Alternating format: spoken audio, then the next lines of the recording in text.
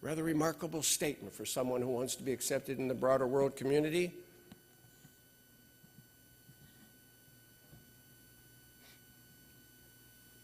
It's remarkable the influence that the Iranian government seems to have in Iraq. Let's remind ourselves, ladies and gentlemen, that the Maliki government did not win an overwhelming victory, and he had to form a coalition government.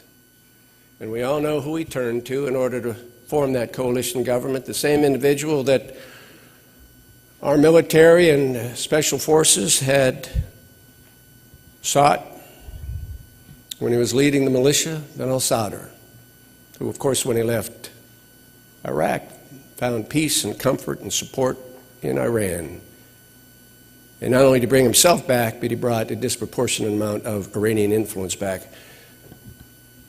Every single day when I was privileged to serve my country and the President as first the Assistant to the President of Homeland Security and then as Secretary of Homeland Security, we called it a threat matrix.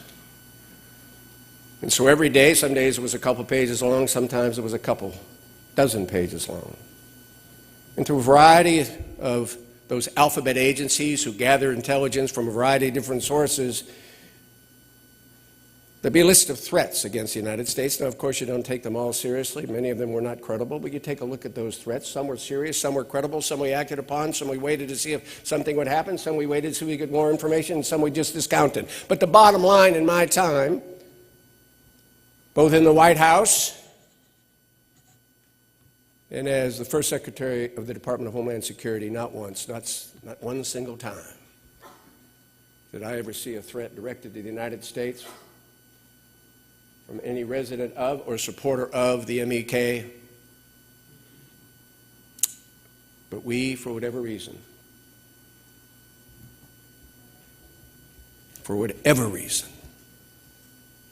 continue to list them. So I've got an idea.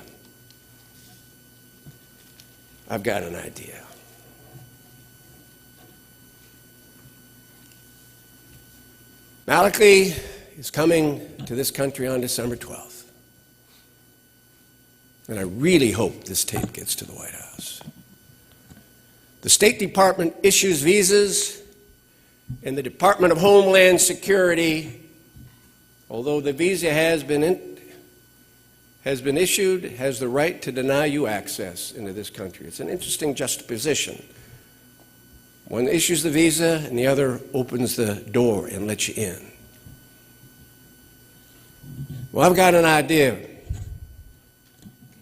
Let's set a couple conditions before we open the door. How about delisting the MEK?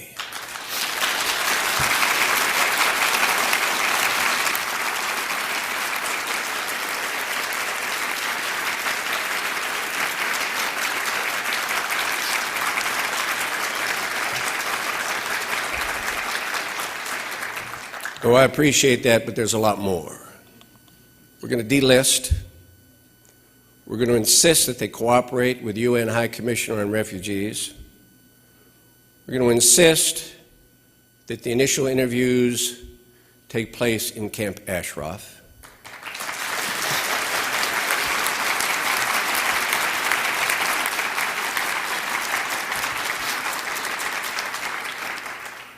We're going to insist that the United Nations provide security for both the UN High Commissioner and his team, as well as the residents of Camp Ashraf.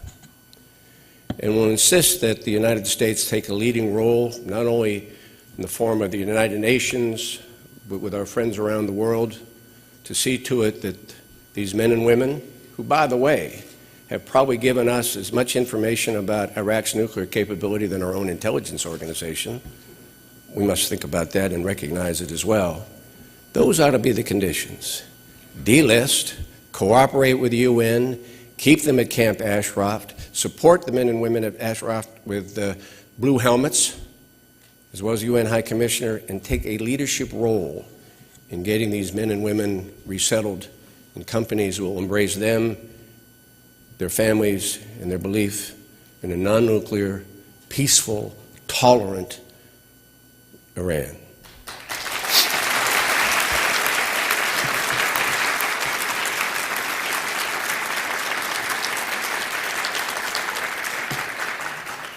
One final thought.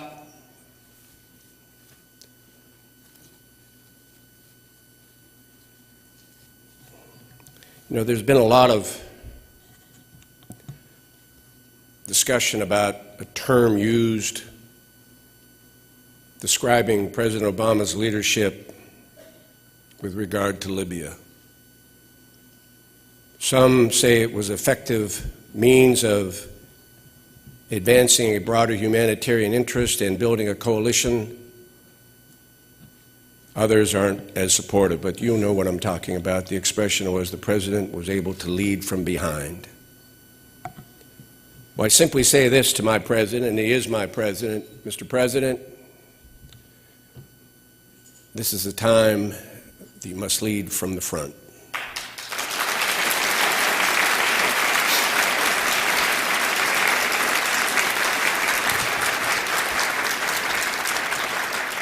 You can ask any soldier or any Marine, one of the most difficult tasks on any mission is walking point.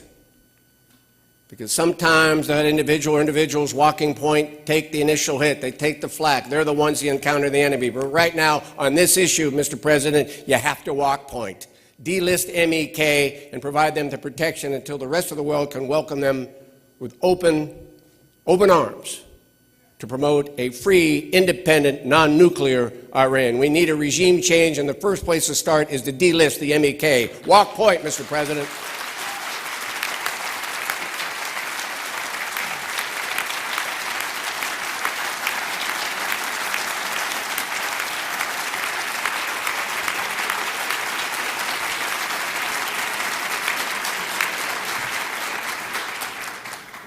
Thank you, Mr. Secretary, Governor, former member of the House, but also veteran of the United States of America, and thank you for your service to our country.